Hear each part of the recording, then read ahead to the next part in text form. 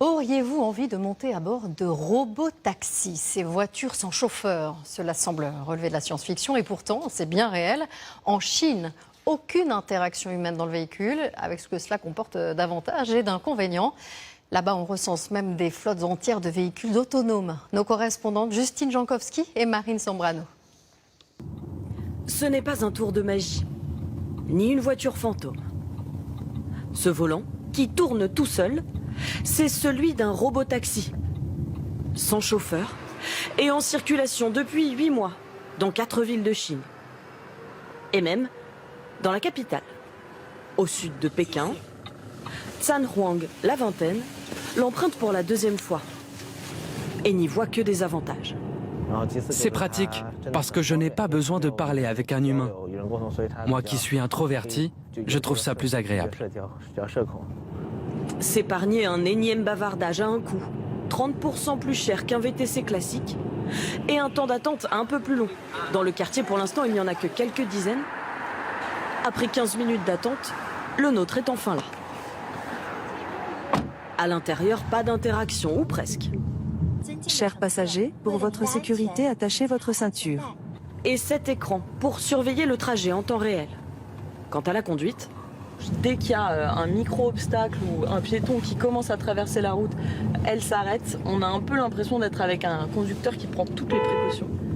Là, elle vient de klaxonner parce qu'une voiture lui coupait la route. Rassurant et pourtant... Je sais pas si je prendrais l'autoroute avec quand même. Car elle y est autorisée.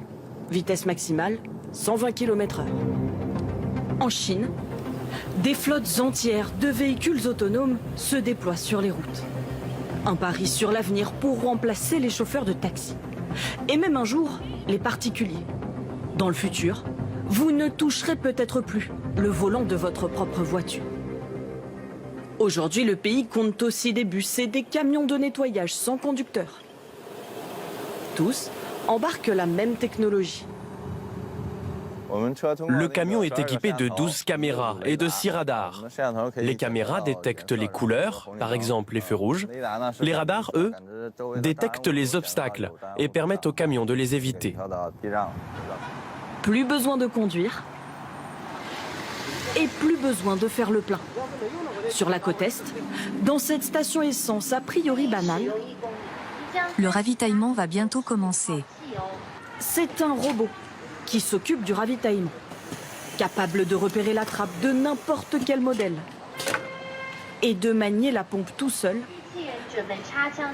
grâce à son intelligence artificielle.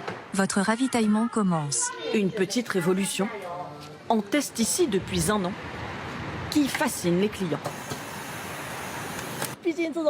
Ces technologies sont tellement avancées. Je n'avais jamais vu ça avant.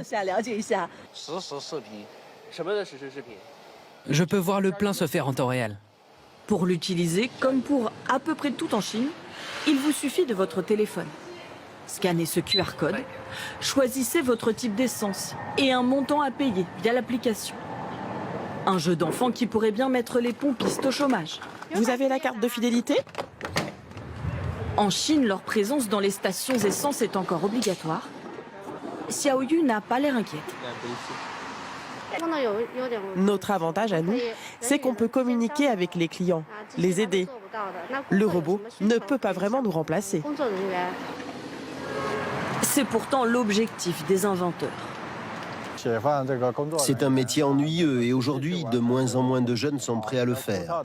Mais maintenant, notre machine peut s'en charger.